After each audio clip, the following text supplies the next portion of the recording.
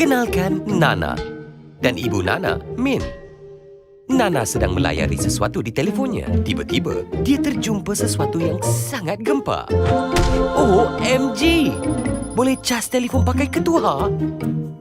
Nana mesti jadi orang pertama sebarkan berita gempa ni. Gempanya? Korang tengok ni. Kakak Nana, Wawa, melihatnya dan sangat teruja. Dia pun nak jadi orang terawal sebarkan juga. Sebab terlalu gempa, ramai orang mula untuk berkongsi info tersebut. Disebabkan terlalu ramai yang berkongsi, Nana rasa bangga dengan dirinya. Tahulah kan, sebab dialah orang pertama yang mula kongsikan dulu. Cuba teka apa yang berlaku. Ada seorang mamat ni, dia cuba sebiji-sebiji apa yang dikongsikan tu. Dengar kata, telefon dia meletup dalam ketua. Tak makanlah kau malam ni. Tak lama lepas tu, berita tu sampai ke tangan ibu Nana, Min. Dia tertanya-tanya tentang info itu. Min pun tengok apa yang dimuat naik oleh Nana. Dia mula selidik sebab nak tahu kesahihannya. Dan akhirnya dapat tahu yang maklumat tu tidak benar. Min nasihatkan Nana supaya jangan kongsi maklumat secara melulu dan beritahu Nana yang berita gempa dia tu palsu semata-mata. Hati-hati dengan apa yang anda kongsi. Bukan semuanya benar di internet. Awas dengan maklumat yang anda dapat. Sentiasa periksa perkara yang anda kongsikan. Jangan kongsi perkara yang menyinggung perasaan. Jangan kongsikan sesuatu hanya untuk mendapat like. Kenapa Nana sedih? Tunggu untuk tahu.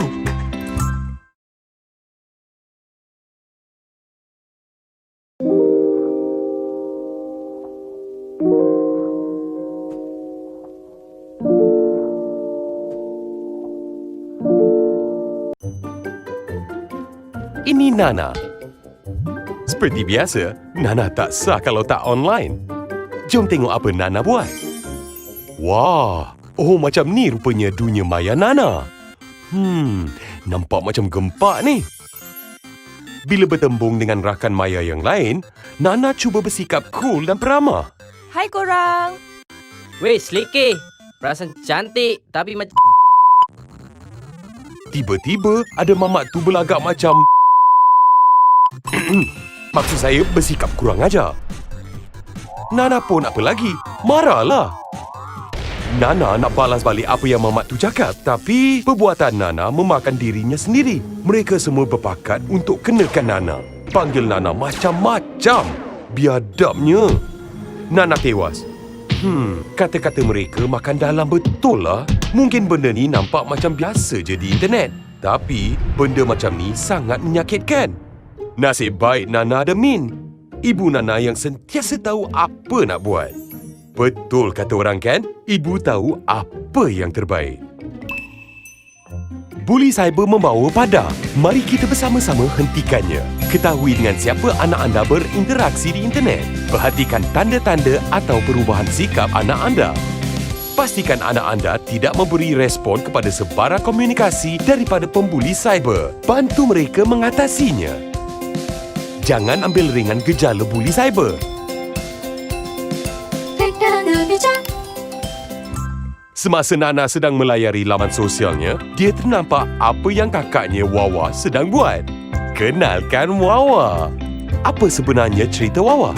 Tunggu untuk tahu.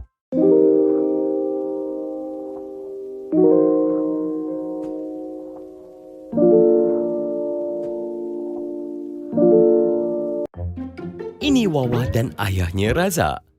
Wawa ni jenis yang terima semua friend request, tak kisah daripada siapa. Sebab ramai follower, semua benda dia nak kena kongsi.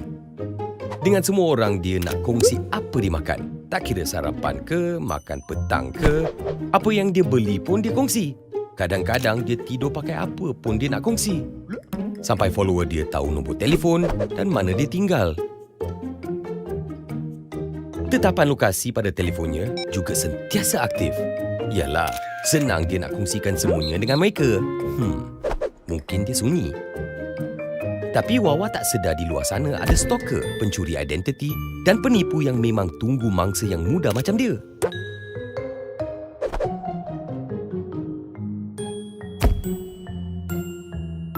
Terutamanya bila waktu malam yang gelap dan sunyi. Orang yang rasional takkan kongsi, sorang-sorang kat rumah, bila tetapan lokasinya tengah aktif. Ish. Memang patutlah dia dapat mesej daripada orang-orang yang pelik tu. Hai, seksinya. Awak Chen tengah pakai apa tu? Nak teman tak malam ni? Saya suka baju merah yang awak pakai semalam. Saya tahu rumah awak kat mana. Lagi 10 minit saya sampai. Tunggu tahu.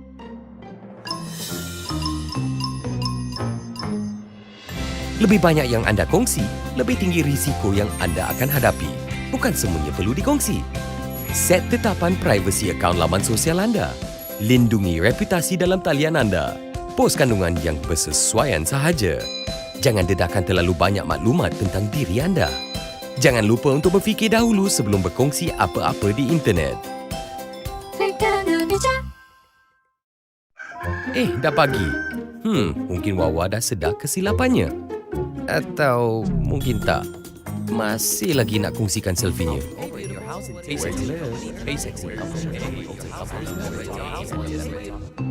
Yes, Wawa tak jadi nak kongsikan. Tahniah.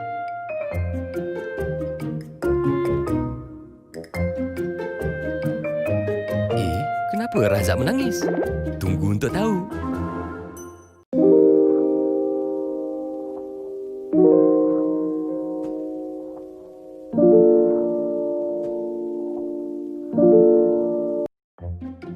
Ni Razak, ayah Wawa. Kenapa dia sedih sangat? Macam ni, semalam dia dapat satu mesej. Mesej tu kata dia dah menang duit yang banyak. Untuk tebus hadiah tu, Razak kena pindahkan sejumlah duit dulu melalui link yang terdapat dalam mesej tu. Seronok betul Razak. Sampai tak sedar yang link tu bawa dia ke laman web palsu. Tanpa fikir panjang, dia terus log in ke laman web tu. Tak periksa pun laman web tu betul ke tidak. Dia terus bagi nama akaun bank, kata laluan dan nombor TAC ke laman web palsu tu.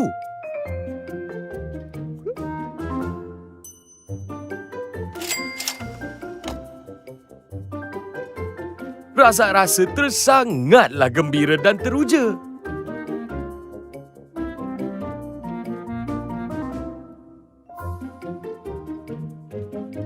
Tiba-tiba, Razak dapat satu mesej daripada pihak bank. Rupa-rupanya, dia dah pindahkan sejumlah duit yang banyak kepada akaun yang tak dikenali. Razak cuak. Dia terus periksa akaun bank dan tengok hanya tinggal RM10 je dalam akaun dia. Dia cepat-cepat telefon bank untuk kepastian. Dia diberitahu yang dia mungkin dah jadi mangsa penipuan perbankan internet.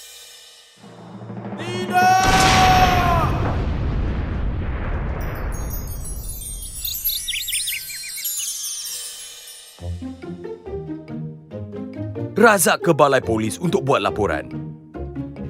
Rupanya banyak lagi mangsa penipuan yang senasib dengan dia.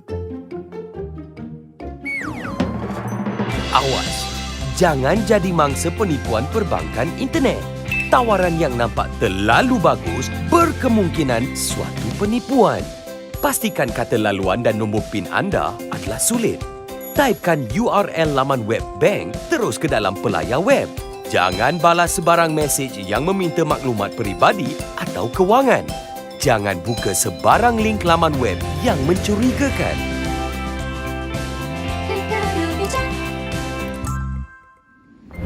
Okey, ni Razak. Oh, ahli keluarga dia yang lain pun ada juga. Wawa dan Nana. Kami berjanji untuk klik dengan bijak.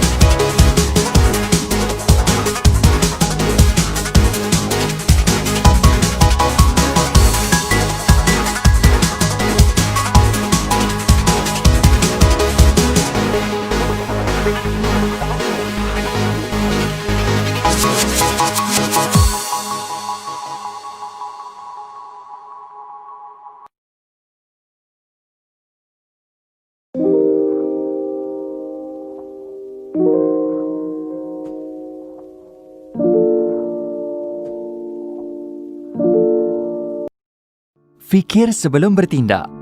Apakah yang dimaksudkan dengan kawal selia kendiri? Ia adalah keupayaan seseorang untuk mengawal diri dari bertindak secara emosi di ruangan cyber. Sebagai contoh, buli cyber. Tahukah anda, kes buli cyber telah menunjukkan peningkatan setiap tahun? Buli cyber adalah sejenis gangguan dalam talian, sama ada dalam bentuk teks, imej, video atau audio. Ia dilakukan melalui laman sembang, laman rangkaian sosial, aplikasi atau lain-lain jenis komunikasi dalam talian. Perbuatan buli ini termasuk menghina, mengancam, memalukan dan mengugut mangsa serta eksploitasi seksual. Akibat daripada perbuatan tersebut, mangsa mungkin hilang keyakinan diri, mengalami kemurungan atau paling teruk nak bunuh diri. Cuba bayangkan perasaan mereka yang dibuli. Anda tentu tidak mahu perkara ini berlaku pada diri anda, bukan? Oleh itu, kita harus mempunyai rasa tanggungjawab terhadap apa yang kita lakukan dalam talian. Fikir masak-masak sebelum membuat sesuatu post atau berkongsi sesuatu dalam talian. Jadi, untuk kesejahteraan bersama, kita perlu bertenang serta bertindak secara rasional ketika dalam talian. Klik dengan bijak.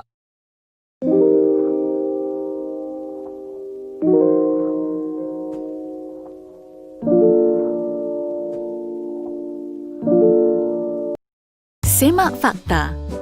Tahukah anda, kandungan yang tidak benar mudah tersebar di dunia cyber?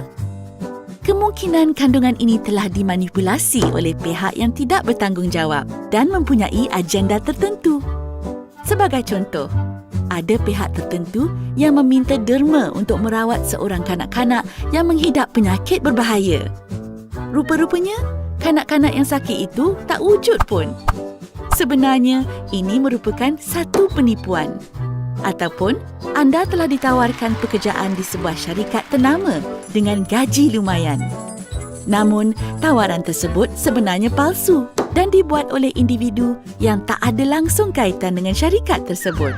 Jadi, elakkan diri anda dari menjadi mangsa berita palsu. Anda harus lebih peka dan pastikan maklumat yang diperolehi adalah dari sumber yang sahih. Hentikan penyebaran maklumat palsu dan beritahu kepada keluarga dan rakan anda supaya berhati-hati dengan apa sahaja maklumat yang diterima. Sentiasa fikir dan semak kesahihan sesuatu maklumat yang diterima. Klik dengan bijak.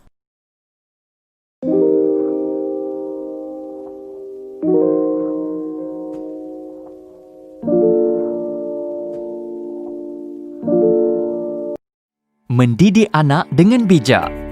Tahukah anda, kanak-kanak terdedah kepada bahaya di dalam dunia cyber sama seperti di dunia realiti? Kebanyakan ibu bapa tidak mengetahui apa yang anak-anak mereka lakukan dalam talian. Contohnya, dengan siapa yang mereka berhubung atau sekiranya mereka berkongsi maklumat peribadi dengan orang yang tidak dikenali. Ibu bapa perlu memahami bahawa kanak-kanak boleh terdedah kepada kandungan yang tidak sesuai atau tidak sihat seperti bahan lucah, keganasan dan yang berbau kebencian. Selain itu, kanak-kanak juga boleh terdedah kepada risiko akibat daripada perlakuan mereka ketika dalam talian seperti berkongsi maklumat peribadi secara berlebihan, memuat turun aplikasi yang tidak selamat dan membuat komen yang menyinggung perasaan orang lain. Akibat daripada terdedah kepada risiko-risiko ini, kanak-kanak boleh mengalami kesan buruk seperti tekanan perasaan, kemurungan, gangguan kesihatan dan seterusnya berniat untuk membunuh diri. Apa yang boleh kita lakukan bagi melindungi anak-anak semasa mereka dalam talian? Jadilah ibu bapa yang celik cyber. Didik anak anda cara untuk bertindak sekiranya perkara buruk atau negatif berlaku pada diri mereka. Anda juga boleh memasang perisian kawalan keselamatan yang boleh didapati dari pemberi perkhidmatan internet anda. Ia boleh membantu anda mengawasi aktiviti yang dilakukan anak-anak anda dalam talian, menyekat laman web dan aplikasi yang terlarang serta mengurus had masa penggunaan internet mereka. Jadilah ibu bapa yang bertanggungjawab dalam membimbing anak-anak untuk memanfaatkan internet sebaik-baiknya. Klik dengan bijak.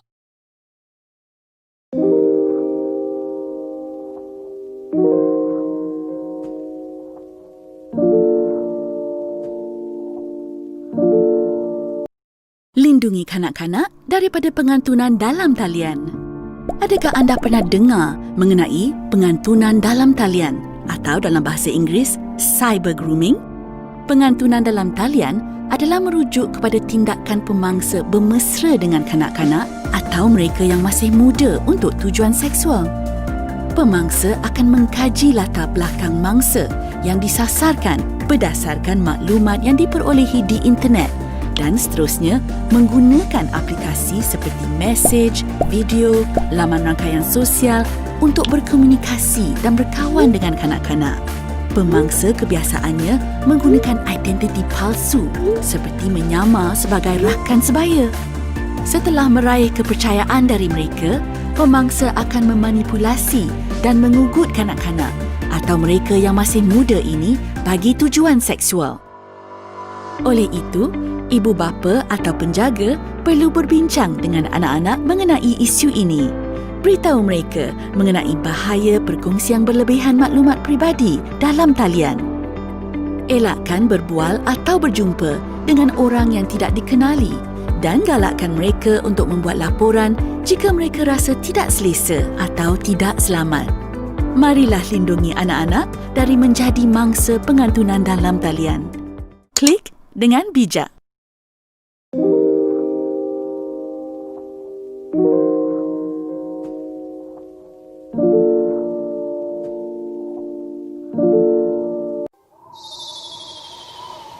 Tak check in lagi.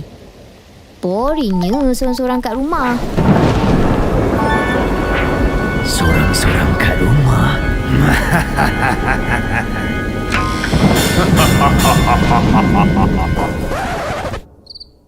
Salah rumah lah. Sesetengah perkara tak perlu dikongsi. Lindungi maklumat peribadi anda. Klik dengan bijak.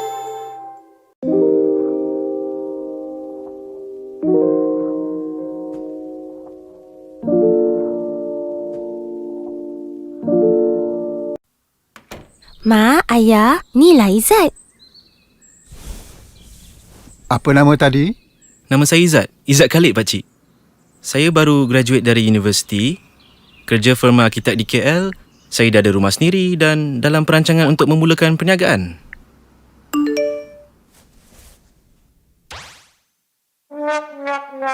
Di internet, segalanya kekal. Berhati-hati dengan apa yang anda kongsi. Klik dengan bijak.